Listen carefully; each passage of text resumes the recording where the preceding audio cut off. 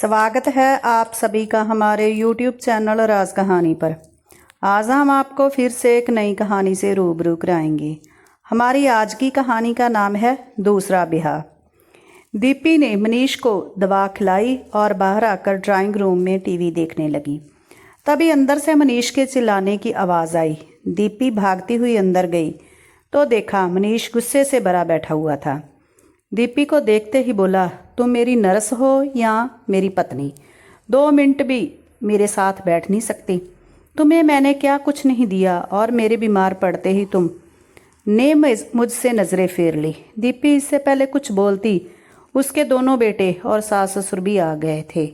उनका बेटा गुस्से में बोला, मम्मी शर्म आनी चाहिए आपको। एक दिन टीवी नहीं देखोगी तो कोई तूफान नहीं आ जाएगा। सास गुस्से में बोली, पत्नी अपने पति के लिए क्या कुछ नहीं करती?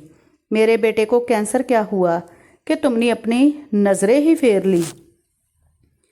दीपी कमरे में एक तरफ अपराधी की तरह बैठी रही। वह अपराध जो उसने किया ही नहीं था। मनीष के सिर पर दीपी ने जैसे ही हाथ फेरा तो मनीष ने पटक कर हाथ हटा दिया। दीपी की आंखों में आंसू आ गए। उसे पता था मनीष कैंसर के कारण चिड़चिड़ा हो गया है, पर वह क्या करे। वह पूरी कोशिश करती है पर आखिर है तो इंसान ही। पिछले 3 सालों से मनीष के कैंसर का इलाज चल रहा था। दीपी शुरुआत में रात दिन मनीष के साथ साए की तरह बनी रहती थी, पर धीरे धीरे वह तन मन से थक गई थी। पर परिवार के सब लोग मनीष का भार दीपी पर डालकर निश्चिंत हो गए थे। मनीष की बीमारी मानो दीपी के लिए एक कैद खाना हो गई थी।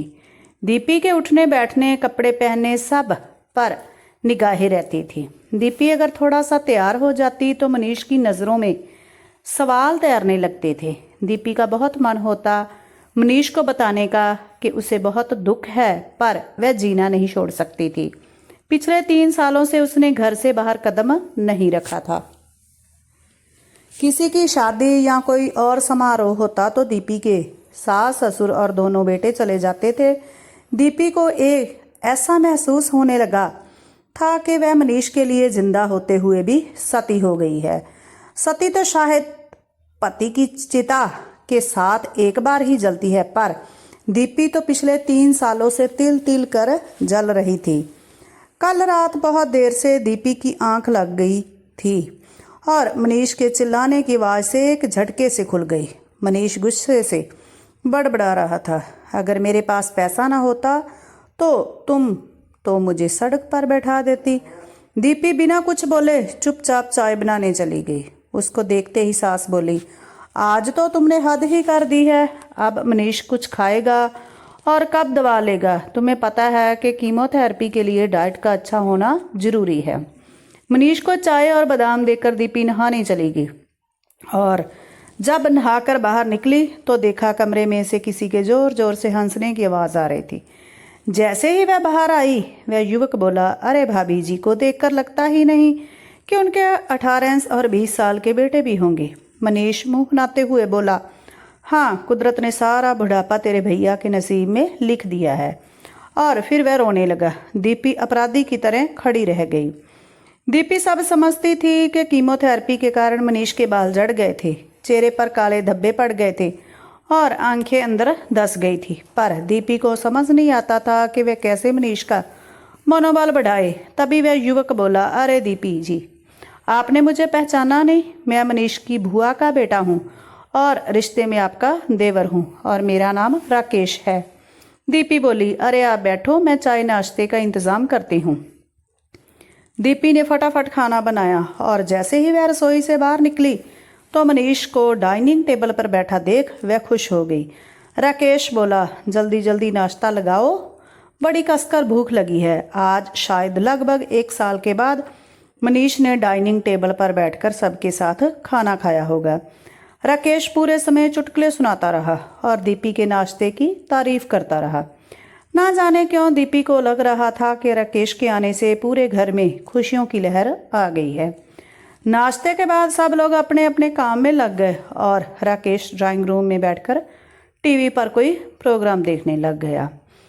दीपी भी वहां बैठकर सब्जी काटने लगी और सब्जी काटते काटते ही राकेश से बोली, और आपके घर में सब कैसे हैं? राकेश हंसते हुए बोला, मैं ही घर हूँ और कोई नहीं है मेरे घर में। मैं अच्छा हूँ तो घर भी अच्छा है। दीपी बोली, आपने अब तक शादी नहीं करी? राकेश बोला, करी थी, मगर शादी के 4 साल बाद मेरी पत्नी मुझसे अलग हो गई थी।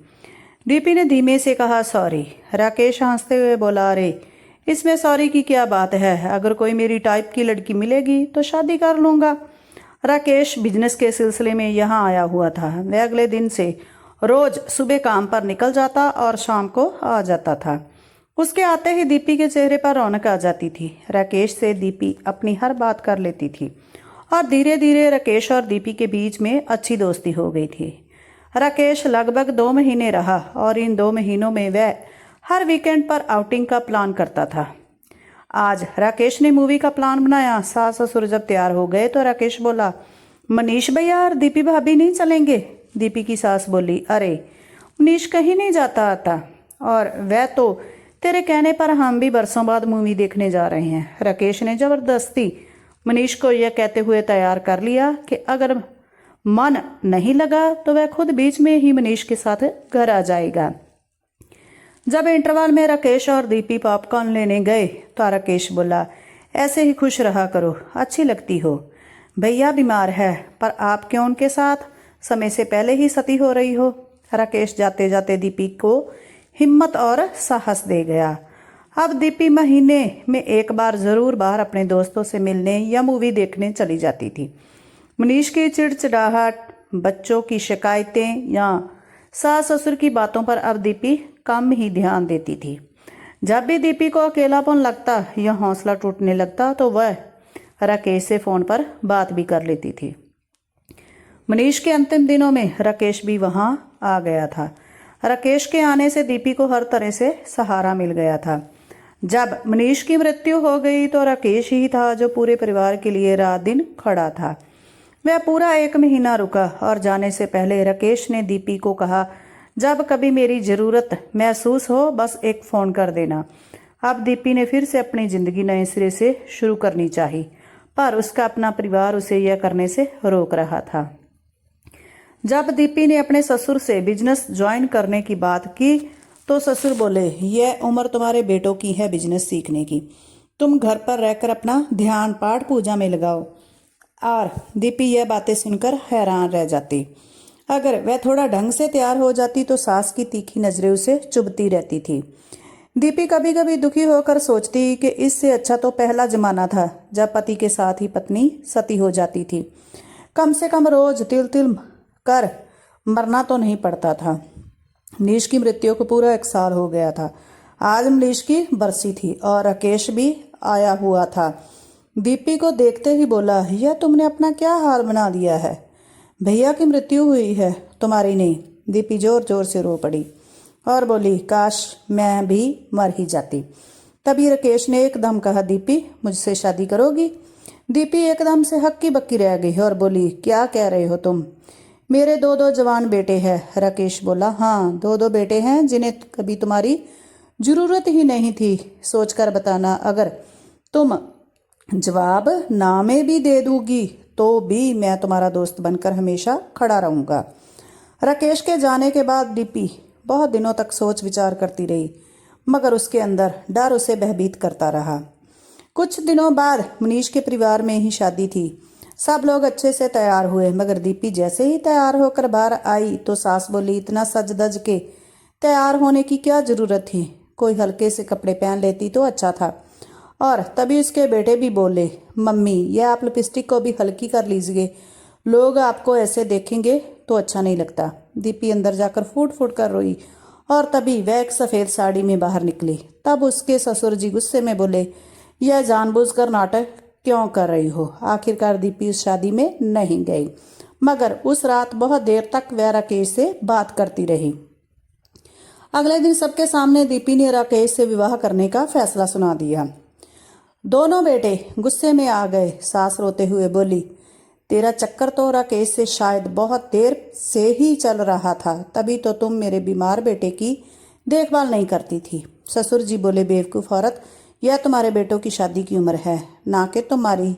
जरा अपनी उम्र का लिहाज करो। 2 साल भी तुमसे मर्द के बिना नहीं रहा जा रहा। तभी उसके बेटे गुस्से से बोले, अगर आपने राकेश से शादी करी तो हमसे रिश्ता तोड़ लेना। दीपी के माता पिता भी उसके फैसले से खुश नहीं थे। दीपी की भाभी बोली, दीदी आप अपने बच्चों के बारे में सोचो। कुछ वर्षों बाद आपकी पोती पोते खिलाने की उम्र हो जाएगी और आप डोली में बैठने की तैयारी कर रही हो। अगर आप अकेली होती तो ठीक था, पर आपके तो 2 जवान बेटे हैं। आपको क्यों किसी के सहारे की आवश्यकता है? दीपी को समझ नहीं आ रहा था कि वह कैसे किसी को समझाए। जिंदगी का मतलब बस रोटी कपड़ा और मकान ही नहीं है। सबके विरोध के बावजूद भी दीपी और राकेश ने कोर्ट में विवाह कर लिया था। जब सब पुराने रिश्तों से मुक्त होकर दीपी राकेश का हाथ थामकर उसके घर में आई तो उसकी आंखें गीली थी। दीपी राकेश से बोली, राकेश मुझे मेरे बेटों ने अपनी जिंदगी से बेदखल कर दिया है। राकेश हंसते हुए बोला, कोई बात नहीं, तुम्हारे बच्चे कुछ देर बाद तुझे समझ जाएंगे। सती प्रथा को समाप्त करने के लिए किसी को तो पहल करनी ही होती है। दीपी के मन में यह पंक्तियां बार बार उमड़ रही थी। ना बनना चाहती हूँ मैं देवी, ना ही बनना चाहती हूँ सती।